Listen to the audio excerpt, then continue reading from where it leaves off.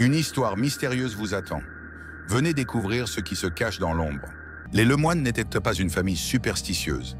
Ils vivaient simplement dans une maison de campagne en Dordogne, entourée de champs verts et de collines lointaines, où la brume se lève le matin et où les nuits sont silencieuses, remplies seulement du bruit des grillons et du bruissement des arbres.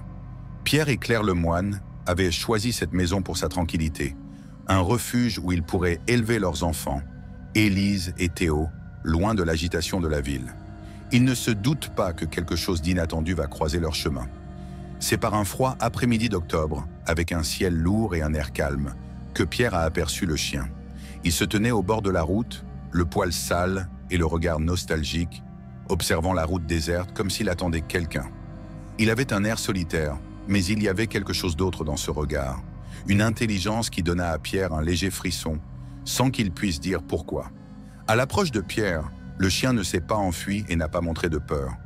Au contraire, il a semblé le reconnaître, comme s'il attendait cette famille. « Regardez qui nous avons trouvé », dit Pierre en ouvrant la porte. Élise et Théo se précipitent avec curiosité et bientôt Claire apparaît, observant la nouvelle présence d'un air perplexe. « Il était là, sur la route, sans propriétaire », explique Pierre. « C'est un pauvre chien qui a besoin d'un foyer. » Les yeux brillants d'enthousiasme, les enfants persuadent leurs parents de recueillir l'animal. Ils décident de l'appeler Noir, en référence à la couleur foncée de son pelage. Noir s'intègre rapidement à la routine de la maison et s'adapte très vite, comme s'il avait toujours fait partie de la famille. Il semble docile et obéissant, ce qui soulage Claire et Pierre, mais bientôt de petits signes laissent penser que Noir pourrait être plus que ce qu'il semble être. La première nuit, Claire remarque un étrange silence. C'est comme si, lorsqu'elle fermait les portes et les fenêtres, l'air devenait épais, presque étouffant. Noir s'installe au pied d'Élise qui s'endort rapidement, mais au milieu de la nuit, Claire se réveille avec un sentiment de malaise, comme si quelqu'un l'observait. Elle se retourne et voit Noir debout dans le couloir, les yeux brillants dans l'obscurité, fixés sur un espace vide devant elle. L'espace d'un instant, elle ressent l'envie inexplicable d'appeler Pierre, mais Noir est bientôt de retour dans son lit, aux côtés d'Élise. Les jours suivants, de petits incidents se produisent.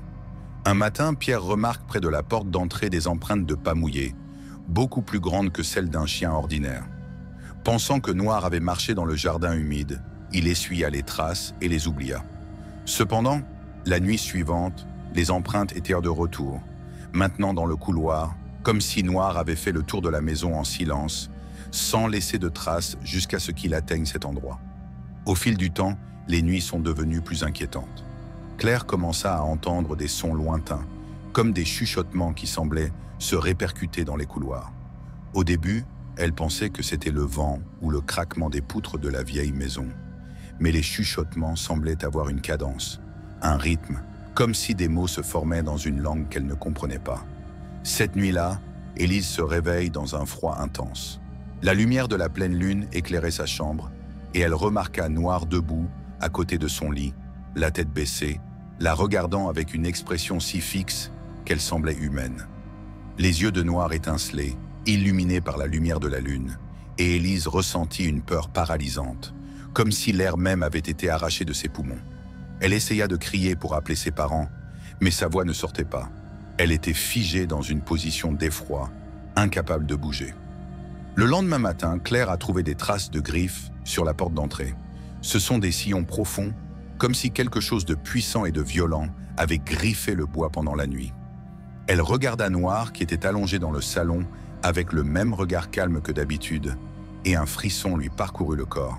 Les chuchotements et les marques devenaient impossibles à ignorer, mais elle s'obstinait à penser que tout cela n'était qu'une coïncidence, une série d'événements étranges qui allaient bientôt passer. Elle ne pouvait pas se tromper davantage. Au fil des jours, le silence dans la maison se fait de plus en plus étouffant. C'est comme si quelque chose d'invisible planait au-dessus d'eux, une présence obscure qui envahit chaque recoin. Noir semblait capter cette présence, car il passait de longues minutes à observer le vide, le regard fixe et pénétrant. Lorsqu'il le fixait, il détournait le regard, redevenant le chien docile qu'ils avaient reconnu. Mais Claire sent que ce n'est pas une coïncidence. Les nuits dans la maison Lemoine deviennent une épreuve pour les nerfs. Chaque chuchotement et chaque bruit s'amplifie, se répercutant de manière presque surnaturelle dans les couloirs. L'horloge du salon, qui émettait normalement un tic-tac discret, semblait maintenant battre comme un tambour dans l'obscurité, accompagnant la peur grandissante de la famille. Un matin, Pierre décide de rester éveillé. Il s'installe dans le fauteuil, près de la fenêtre, d'où il a une vue dégagée sur la cour et l'entrée de la forêt. Le clair de lune éclaire l'herbe humide et révèle un paysage serein. Mais le silence, qui avait été un réconfort, se transformait en un vide inquiétant. Au fil des heures, Pierre commença à s'assoupir, et lorsqu'il ferma les yeux un instant, il fut réveillé par un bruit, le faible grincement de la porte d'entrée qui s'ouvrait. Il se figea, regardant Noir sortir de la maison.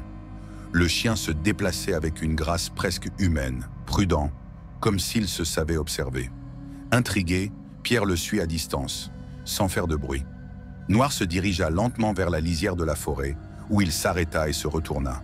Ses yeux étincelèrent lorsqu'ils rencontrèrent ceux de Pierre, reflétant la lumière de la lune avec une intensité presque hypnotique. Il y avait quelque chose de profondément mauvais chez cette créature.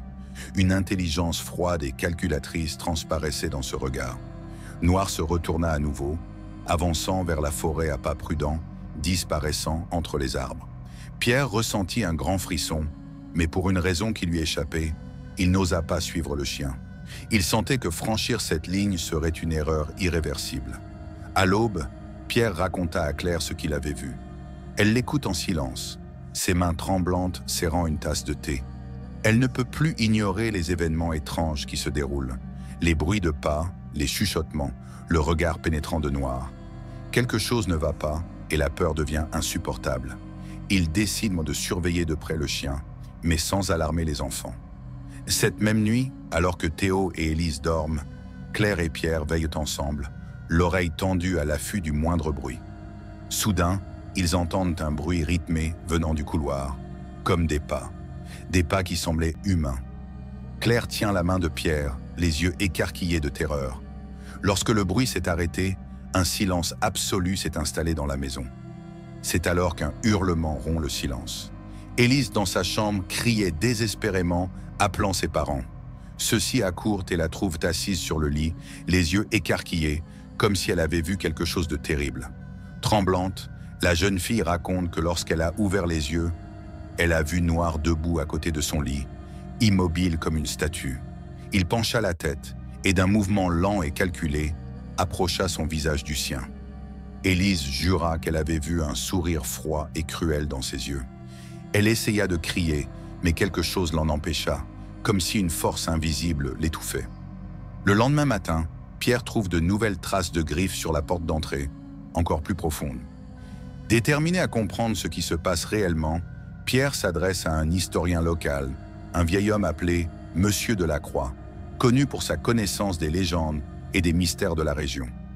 Lorsqu'il entendit parler du chien et des événements étranges, Delacroix pâlit. Il a expliqué qu'il y a des siècles, on racontait que des créatures pouvant prendre la forme d'animaux erraient dans les forêts et attiraient les familles à leur perte. Ce sont des esprits anciens, des esprits dangereux. Ils observent, ils se nourrissent de la peur et de la souffrance des hommes. Pierre est rentré chez lui plus alarmé que jamais. Ce soir-là, le couple prend une décision. Le lendemain, ils ramèneront Noir sur la route où ils l'ont trouvé, afin de l'éloigner définitivement de leur maison. Mais Noir semble savoir. Ce dernier soir, il n'attend pas qu'on tente de le mettre dehors. D'un mouvement furtif, il a traversé la pièce et est sorti par la porte ouverte, comme s'il avait déjà accompli sa mission. Pierre le regarda disparaître dans la forêt, mais cette fois, le chien ne se retourna pas. Il se fondit dans l'obscurité, et avec lui, les bruits de pas, de murmures et de pas disparurent également. Dans les jours qui suivirent, la maison retrouva son état antérieur, mais quelque chose avait changé. La famille ne s'est plus jamais sentie en sécurité.